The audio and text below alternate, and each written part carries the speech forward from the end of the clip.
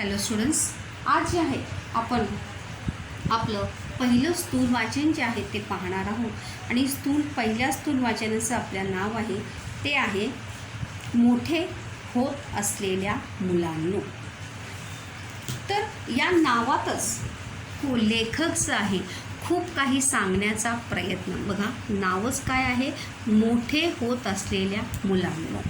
या नावातूनच लेखक डॉक्टर अनिल काकोडकर यांनी खूप छान असा संदेश जो आहे तुमच्यासारख्या मुलांना आणि मुलांबरोबरच इतरांनासुद्धा लेखकाने दिला आहे.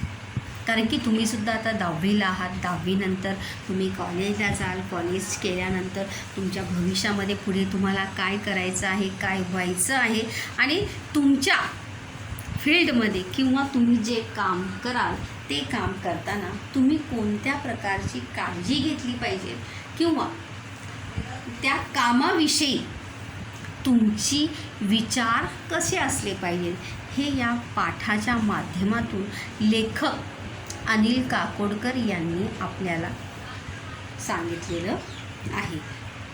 म्हणजे येणारी आपली भावी पिढी म्हणजे कोण? तुम्ही. आणि प्रत्येक येणारी भावी पिढी म्हणजे येणारा प्रत्येक तरुण युवक आणि त्याचबरोबर सर्वजण, तुम्ही आम्ही सर्वजण, त्या प्रत्येकाची आपल्या कामाच्या बाबतीत कोणती विचार असले पाहिजे हे लेखकाने खूप छान अशा शब्दात जे आहेत ते लेखकाने आपल्याला या ठिकाणी सांगितलेलं आहे. आणि मला नक्कीच आशा आहे की लेखकाने या पाठात सांगितलेले विचार तुम्ही नक्कीच तुमच्या जीवनामध्ये अवलंबित करून तुम्ही तुमच्या जीवनामध्ये जी ध्येय ठरवलेली असतील, जी उद्दिष्ट तुम्ही ठरवलेली असतील, ती उद्दिष्टांची तुम्ही काय कराल, पूर्ती कराल. उन उद्दिष्टों की आप पूर्ती करोगे. तो देखिए, भारतातील सुप्रसिद्ध अणुशास्त्रज्ञ, प्रस्तावना देखिए, डॉक्टर होमी भाभा. काय सुप्रसिद्ध शास्त्रज्ञ कोण? डॉक्टर होमी भाभा. अणुऊर्जा मंडळाचे माजी अध्यक्ष, भारत सरकारच्या पद्मविभूषण पुरस्काराने सन्मानित असे डॉक्टर अनिल काकोडकर, जे कोणत्या संस्थेमध्ये कामाला होते? अणुऊर्जा, भारताची जी मोठी अनुसंधान या अणुऊर्जा संस्था आहे त्याला आपण BARC म्हणतो, भाभा ॲटॉमिक रिसर्च सेंटर म्हणतो. त्या सेंटरमध्ये मोठे होत असलेल्या मुलांना उद्देशून, मोठी होत असले म्हणजे मुलं जी मोठी होतात, जी भविष्यामध्ये काय करणार आहोत याची स्वप्न पाहतात, उन्हें उद्देशित करते हुए, उन्हें बताते हुए डॉक्टर काकोडकर यांनी हे पत्र लिहिले आहे. और डॉक्टर काकोडकर ने अपना स्व अनुभव, उन्हें जो अनुभव मिला या उन्होंने जो अनुभव उन्हें मिला, जो प्राप्त हुआ, वो अनुभव जो है उन्होंने बाकी बच्चों के साथ, बाकी विद्यार्थियों को वो शेअर करना चाहते हैं. त्यांचे बार्कमधील अनुभव, बार्क म्हणजे काय? BARC, Bhabha automatic research centre. बार्कचा फुल फॉर्म काय आहे? BARC, Bhabha automatic research centre. बार्कमधील अनुभव मुलांचे भावविश्व निश्चित समृद्ध करतील. और अनिल काकोडकर कहाँ पे कार्यरत थे? बार्क में, यानी BARC में वो कार्यरत थे. तो वहाँ के जो अनुभव थे, वो अनुभव जो है ज़रूर बच्चों को क्या करेंगे? समृद्ध करेंगे. समृद्ध करेंगे मतलब उन्हें सही दिशा या सही मार्गदर्शन इन अनुभवों से मिल सकता है. कुठल्याही मोठ्या कामाची सुरुवात असंख्य छोट्या छोट्या कामांमधून होत असते. ये सही बात है कि हम तुरंत कोई बड़ा कर नहीं सकते. हर काम की शुरुआत जो है वो छोटे से ही होती. फिर चाहे वो लिखना हो, पढ़ना हो, कोई भी कार्य हो, लिखना पढ़ना ही क्यों ना ले ले, हम तुरंत बड़ा 2-3 पेज लिखना सीख जाते हैं क्या? नहीं. पहले 5 लाइन, पहले 2 लाइन, फिर 5 लाइन, फिर एक पैराग्राफ, फिर जाके हमें क्या बड़ा निबंध लिखने को आता है। तो इसलिए हर बड़े काम की शुरुआत जो है वो छोटे छोटे काम से होती है। तो उसी प्रकार से हम तुरंत सोचेंगे की नाही मला खूप मोठं उद्योगपती व्हायचं आहे, बिझनेसमन व्हायचं आहे, खूप मोठा बिझनेस करायचा आहे, लगेच तसं होणं शक्य नहीं, क्योंकि उसके लिए छोटा छोटे काम करना जो है वो आवश्यक है। म्हणून कोणतेही काम कमी दर्जाचे न मानता ते करायची सवय ठेवली। इसलिए कोई भी काम जो है, देखो काम होता है, कोई भी काम छोटा या बड़ा होता नहीं। हर काम का एक क्या होता है, हर काम अपने आप में एक महत्वपूर्ण है, फिर चाहे वो सफाई का काम क्यों ना हो या किसी बड़े ऑफिसर का काम क्यों ना हो, हर काम का दर्जा जो है वो महत्वपूर्ण ही है। और इसलिए कोई भी काम को या किसी भी काम को कम न मानते हुए, कम महत्व न देते हुए उसे करने की आदत हमें होनी चाहिए। घर में देखो ऐसे बहुत छोटे छोटे काम होते हैं, हम मम्मी को कहते हैं कि मैं नहीं, ये काम मैं नहीं करूँगी, मैं ये नहीं करूँगा। तो ऐसी आदतें जो है वो हमारे अंदर होनी नहीं चाहिए।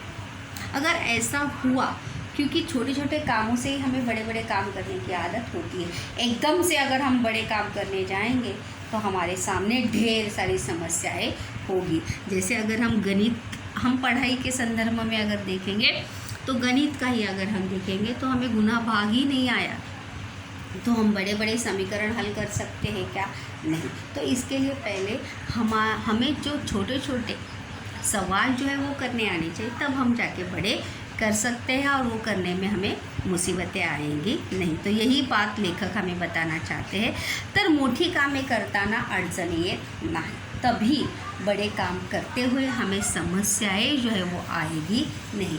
और यही संदेश जो है लेखक अनिल काकोडकर हमें इस पाठ के माध्यम से देना चाहते हैं की मुलांनो, छोट्या छोट्या कामातून मोठं निर्माण करण्याची जिद्द तुमच्यामध्ये ठेवा। चला तर पाहूया की लेखक अनिल काकोडकर आपल्याला काय सांगत आहे।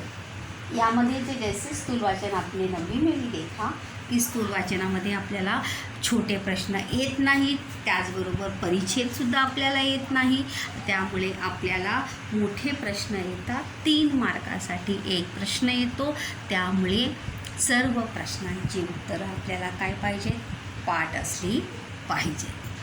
चला तर पहिलाच प्रश्न आहे इथे बार्क, टिपा लिहासाठी कोणता प्रश्न आहे, बार्क। तोच त्याचं उत्तर जे आहे आपण पाहणार आहोत।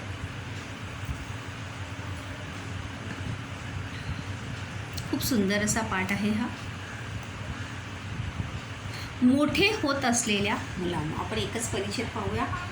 मोठे होत असलेल्या मुलांना 2 अनुभव आहे, एक अनुभव आपण आज पाहूया। मोठे होत असलेल्या मुलांना म्हणलं, मोठे होणाऱ्या प्रत्येक मुलासाठी हे पत्र आहे। या पत्रातून मी तुम्हाला माझे बार्कमधील 2 अनुभव सांगणार आहेत। मी म्हणजे कोण, लेखक यहाँ पर बता रहे हैं कि बार्क यानी क्या, जैसे अभी मैंने शुरुआत में आपको बताया कि BARC Bhabha automatic research centre के 2 अनुभव जो है यहाँ पर वो बताने वाले हैं। मला खात्री आहे माझे हे 2 अनुभव तुम्हाला अधिक अभ्यास करून तुमच्या भूमिका निश्चित करायला मदद करती। अभी आप 10वीं में पढ़ाई कर रहे हो, 10वीं की पढ़ाई जो है ज़ोर शोर से मन लगा कर, दिल लगा कर आप कर रहे होंगे, तो इसीलिए लेखक भी आपको वही बात कह रहे हैं कि मुझे विश्वास है ये अनुभव जो है आपको और ज़्यादा पढ़ाई कर आपकी भूमिका, तुमच्या भूमिका मतलब क्या, आप अपने भविष्य में क्या करना चाहते हो ये तय करने के लिए आपको क्या साबित होंगे, मददगार साबित होंगे की तुम्ही तुमच्या भविष्यामध्ये काय करणार आहात। इसकी भूमिका म्हणजे तुम्हाला डॉक्टर बनायचं आहे, तुम्हाला इंजिनियर बनायचं आहे, तुम्हाला शिक्षक बनायचं आहे, तुम्हाला वकील बनायचं आहे, तुम्हाला IPS ऑफिसर बनायचं आहे। ये भूमिकाएं निश्चित करने के लिए मेरे अनुभव जो है आपको क्या सिद्ध होंगे, मददगार सिद्ध होंगे। तर मुलांनो, आधी मी माझे 2 अनुभव सांगतो.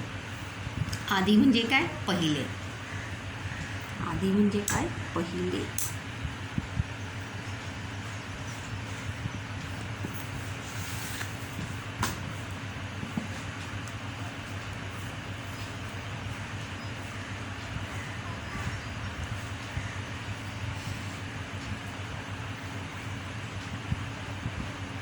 तर मुलांनो, आधी मी माझे 2 अनुभव सांगतो. तो लेखक वहाँ पर कहते कि मैं पहले अपने 2 अनुभव जो है यहाँ पर आपको शेअर करना चाहूँगा, बताना चाहूँगा.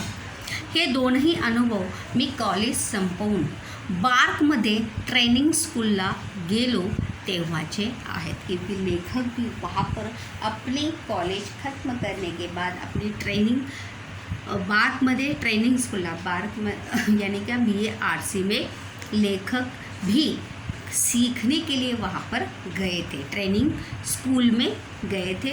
वहाँ पर जो अनुभव लेखक को आए हो तेव्हाचे आहेत. अरे हो, बार्क म्हणजे काय असा प्रश्न तुम्हाला पडला असेल. सांगतो. बार्क हे भाभा ॲटोमॅटिक रिसर्च सेंटर म्हणजे भाभा संशोधन केंद्र या नावाचे लघुरूप आहे. बघा इथे बार्क या टिपालिहाचं उत्तर आहे हे की बार्क म्हणजे काय? भाभा ॲटोमिक रिसर्च सेंटर म्हणजे भाभा अणुसंशोधन केंद्र या नावाचे लघुरूप. लघुरूप यानी क्या? Short form. लघुरूप यानी क्या? Short form. जैसे हम कोई बड़ा नाम होता है तो उसका शॉर्ट फॉर्म करते हैं, वैसे तो वैसे ही इसे BARC भी कहते हैं. बार्क. बार्क मराठीत इंग्लिशमध्ये काय म्हणतात? BARC.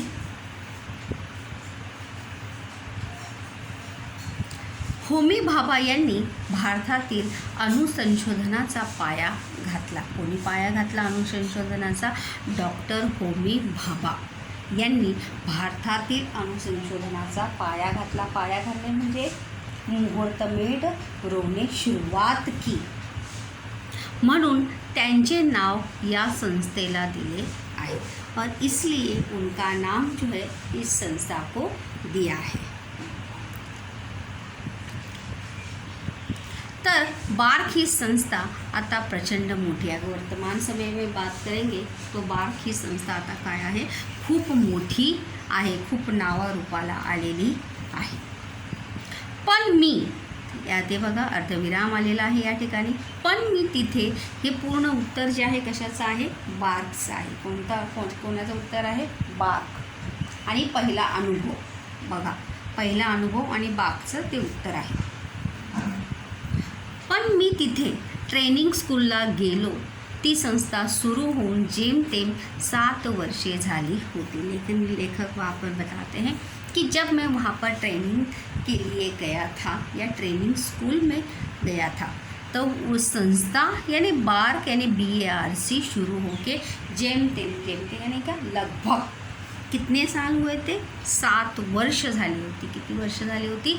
7 साल हुए थे. आम्ही जवळपास 100 मुली होतो. वहाँ पर सीखने के लिए कितने बच्चे थे? 100 बच्चे थे. कितने? 100. लड़के लड़कियाँ मिलाकर कितने बच्चे थे? सिर्फ 100. मी ट्रेनिंग स्कूलला असताना होमी भाभा 3-4 वेळा आले होते. और लेखक वहाँ पर बताते हैं कि जब मैं ट्रेनिंग स्कूल में सीख रहा था तब डॉक्टर होमी भाभा वहाँ पर कितनी बार आए थे उस संस्था में? 3 या 4 बार. प्रचंड स्फूर्तिदायक व्यक्तिमत्व होते थे. देखिए डॉक्टर होमी भाभा का व्यक्तिमत्व कैसा था? स्फूर्तिदायक मतलब प्रेरणा देने वाला, स्फूर्ति देने वाला ऐसा उनका व्यक्तिमत्व था. उनकी बातों से, उनके विचारों से जो है लोगों को प्रेरणा मिलती थी. एकदा आम्ही त्यांना विचारलं, आम्ही इतकं मुलं मुली आहोत. बघा इथून खूप महत्त्वाचं संभाषण सुरू होते. बहुत ही महत्वपूर्ण बात है यहाँ से. लेखक जब डॉक्टर होमी भाभा BARC में बार्क में आए थे तभी लेखक ने उन्हें पूछा. एकदा आम्ही त्यांना विचारलं, आम्ही यानी क्या? लेखक और सब बच्चे. आम्ही इतकी मुले मुली आहोत, मतलब हम 100 यहाँ पर लड़के लड़कियाँ हैं, पण सर्वांना पुरेल इतकं काम कुठे आहे इथे, लेकिन सबको काफ़ी होगा या सब काम कर सकते हैं इतना काम यहाँ पर नहीं है. कोणतं वाक्य आहे? प्रश्नार्थी वाक्य आहे. कोणतं वाक्य आहे? प्रश्नार्थी वाक्य आहे. याचं जर आपल्याला विधानार्थी करायचं असेल तर कसं करणार आपण? पण सर्वांना पुरेल इतकं काम येथे नाही, हे त्याचं विधानार्थी होणार आहे. जब लेखक और बाकी के विद्यार्थी डॉक्टर होमी भाभा को कहते हैं कि हम यहाँ पर इतने सारे लड़के लड़कियाँ हैं, लेकिन इतने लड़के लड़कियाँ काम कर सके इतना काम यहाँ पर नहीं है. तो डॉक्टर होमी भाभा ने जो उनको जवाब दिया था वो जवाब आप ध्यान से सुनिए. ते म्हणाले, तुम्ही त्याची काळजी का करता? आप उसकी चिंता क्यों कर रहे हो? तुम्ही त्याची काळजी का करता? पुन्हा एकदा हे प्रश्नार्थी वाक्य आहे. याचे विधानार्थी काय होणार आहे? तुम्ही त्याची काळजी करण्याची गरज नाही किंवा करायची गरज नाही. तुम्ही सर्वजण संशोधन करत रहा. आप सभी क्या करते रहिए? संशोधन करते रहिए. संशोधन यानी खोज, अनुसंधान करते रहिए. त्यासाठी सरकारला किती खर्च येतो याचा आत्ता विचार करू नका, मात्र एक करा. और आपका काम क्या है? संशोधन करना. और उसके लिए सरकार को कितना खर्च आएगा इसके बारे में आपको अभी विचार जो है आपको नहीं करना चाहिए. सिर्फ एक बात आपको करनी चाहिए, तुम्ही स्वतःचं काम निर्माण करा. बहुत ही ज़रूरी बात है कि तुम्ही स्वतःचं काम निर्माण करा. आप खुद अपने लिए काम ढूंढो. जैसे देखो, होमवर्क या पढ़ाई दूसरे बोलने से अगर हम खुद से करते हैं तो वो और अच्छे से होती है. तो इसीलिए डॉक्टर होमी भाभा भी कहते हैं की तुम्ही स्वतःचं काम निर्माण करा. तुम्ही स्वतः काम शोधा आणि ते तुम्ही करा. आपण काय काम करायचं हे तुम्ही स्वतःच ठरवा. तुम्हाला काय काम करायचं आहे, कोणतं काम करायचं आहे, कशा प्रकारे करायचं आहे हे तुम्ही स्वतःच ठरवा. बॉसने सांगितलं तेवढंच. बघा, इथे पण दुसरा प्रश्न आहे, आधी केले मग सांगितले. कोणता प्रश्न आहे? आधी केले मग सांगितले. या वृत्तीतून कोणती गोष्ट सिद्ध होते? मतलब आपको अपना काम खुद तय करना चाहिए कि मुझे कौन सा काम करना है, मला कोणतं काम करायचं आहे. बॉसने सांगितलं तेवढंच काम करायचं आणि सांगितले नसेल तर आपल्याला कामच नाही असं समजायचं, हे चूक आहे. बॉस ने सांगितलं मतलब अगर हमारे अधिकारी हमें जो काम देते हैं, हमारा बॉस जो काम देता है वही उतना ही काम हम करेंगे. अगर उन्होंने हमें कुछ काम नहीं बताया है तो हम काम नहीं करेंगे या हमें कुछ काम ही नहीं है. अगर हम ऐसा सोचेंगे तो वो गलत है. जैसे एक विद्यार्थी के तौर पे अगर हम यहाँ पर उदाहरण लेते हैं कि जैसे टीचर सर लोग आपको होमवर्क देते हैं, आप वो कंप्लीट करते हैं, लेकिन कभी कभी आपको होमवर्क मिलता नहीं है तो आप खुद से कुछ नहीं करोगे क्या? नहीं, आपको खुद से कुछ करना चाहिए, याद करना चाहिए, लिखना चाहिए, प्रैक्टिस करनी चाहिए. तो इसके लिए किसी के बताने का इंतज़ार जो है, काम करने के लिए किसी और के बताने का इंतज़ार जो है वो कभी भी करना नहीं चाहिए. हे चूक आहे और ये गलत है. ही प्रवृत्ती गेली पाहिजे. ये स्वभाव जो है हमारे अंदर जो है, ये स्वभाव परिवर्तित होना चाहिए. ये सोच परिवर्तित होनी चाहिए. प्रवृत्ती म्हणजे काय? स्वभाव. प्रवृत्ती म्हणजे काय? स्वभाव माणसाचा.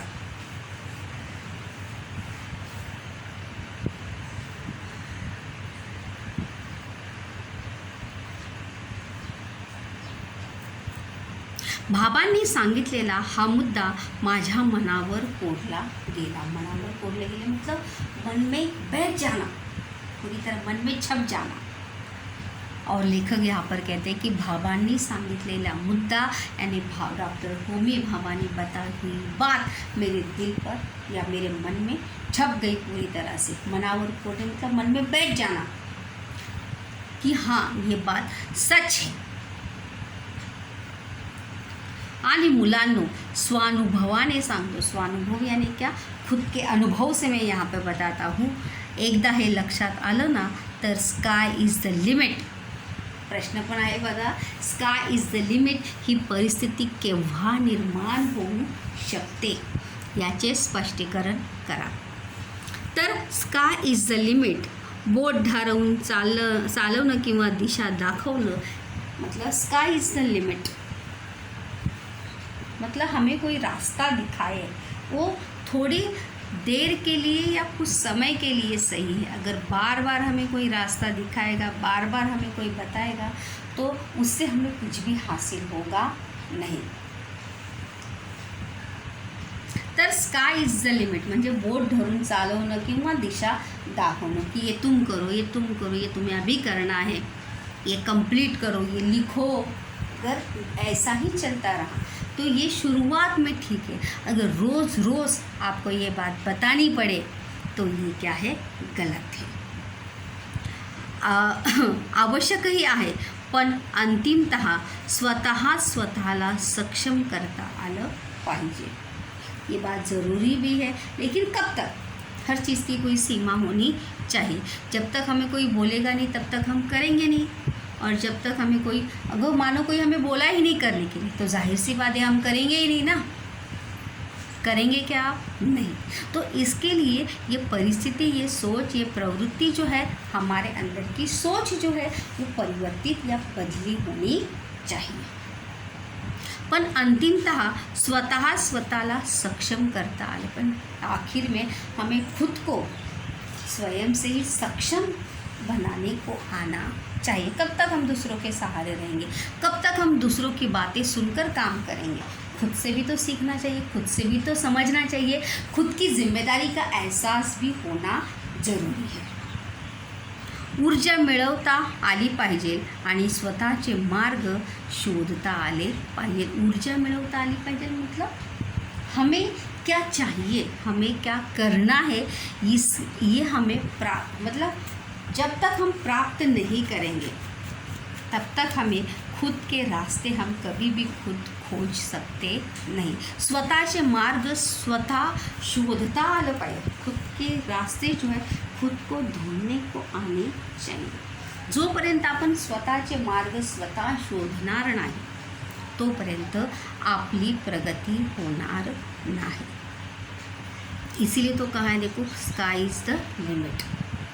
3 प्रश्न होते या ठिकाणी, बार, त्यानंतर आधी केले आणि मग सांगितले, आधी केले आणि मग सांगितले मतलब दुसऱ्यांनी सांगितल्यावर काम करणं, ही प्रवृत्ती, हा स्वभाव माणसाने काढून टाकला पाहिजे। ये स्वभाव जो है मनुष्य को अपने अंदर से निकाल फेकना चाहिए। जोपर्यंत आपण स्वभाव आपला बदलत नाही तोपर्यंत ती परिस्थिती बदलणार नाही, हे आपण लक्षात घेणं गरजेचं आहे। और इसीलिए ये अनुभव जो है, जो लेखक ने यहाँ पर बताया है कि दूसरों के, तुम्ही स्वतःचं कारण निर्माण करा। देखो आप जब खुद अपने से पढ़ाई करते हो तो आपका काम पहले पूरा होता है। दूर बताने के बाद जब आप शुरू करते हो तो क्या होता है, क्योंकि कब हमें कौन क्या बताएगा ये हमें पता है क्या? नहीं। तो आपका काम जो है वो अच्छे से होता नहीं। तो इसके लिए पढ़ाई हो या कोई भी काम हो, इसके लिए ये आगे के आपके फ्युचर के लिए, भविष्यासाठी सुद्धा खूप महत्त्वाची ही गोष्ट आहे की तुम्ही स्वतःचं काम स्वतः निर्माण केलं पाहिजे। खुद का भविष्य जो है वो क्या होगा वो हमें खुद तय करना।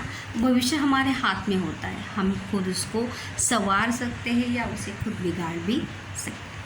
तो इसीलिए लेखक के अनुभव को आप ज़रूर अपने जीवन में अपनाइए और काम करने की शुरुआत जो है खुद से करिए।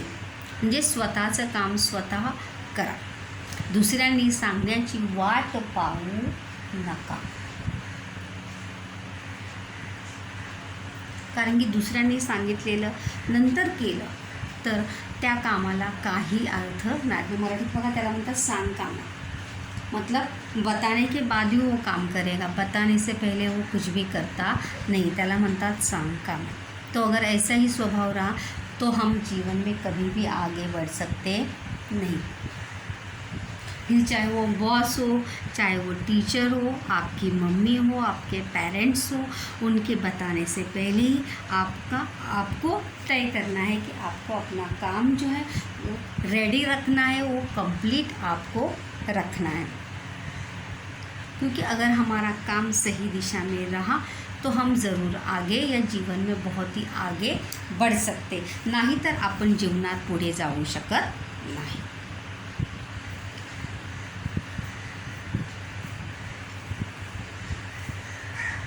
यामध्ये सोमलदाचा सुद्धा प्रश्न आहे की तुमचा असा कोणता प्रत्यक्ष अनुभव तुम्हाला आलेला आहे का लेखकासारखा.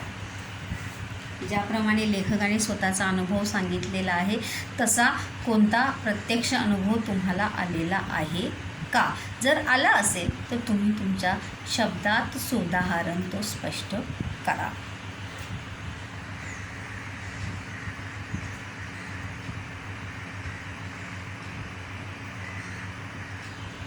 कारण की कधी कधी बघा आपण एखादी गोष्ट करायला जातो पण ती आपल्याला येत नाही, पण ज्यावेळी आपण ती खरोखर मनापासून करतो ती आपल्याला ज़रूर येते. होप सो स्टूडेंट्स आप इस अनुभव को अपने जीवन में ज़रूर अपनाओगे और स्काई इज़ द लिमिट न मानते हुए अपने रास्ते खुद ढूंढोगे और अपना काम दूसरों को बताने से पहले ही पूरा करोगे.